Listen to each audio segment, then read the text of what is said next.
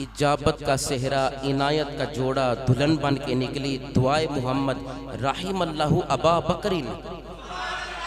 फरमाया अल्लाह अबू बकर पर रहम फरमाए। क्यों? ज़व्वजानी बिन्ताहु, कि उसने अपनी बेटी का रिश्ता मुझसे किया। वह हम्मालानी इला दारिल हिजरा, और मुझे उठाकर हिजरत की जगह ले गया। राहिमल्लाहु अबा बकरिन, अल्लाह अबू बकर पर रहम फरमाए। इस वजह से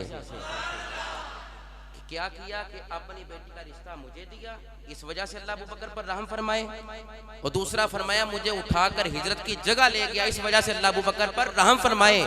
और फरमाया वाताका बिलालम मिन मालिही, और अपने माल से जिसने अपने माल से हजरत बिलाल को करवाया आजाद, इसी वजह से भी कि उसने बेटी का रिश्ता मुझे दिया, इस वजह से भी कि अपने माल से बिलाल को आजाद करवाया, इस वजह से भी कि हिजरत की शब मुझे उठाकर ले गया गार की तरफ।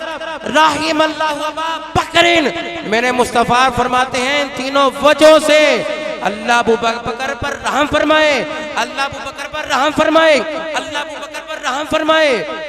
जिस पर रहम की दुआ मुस्तफा करें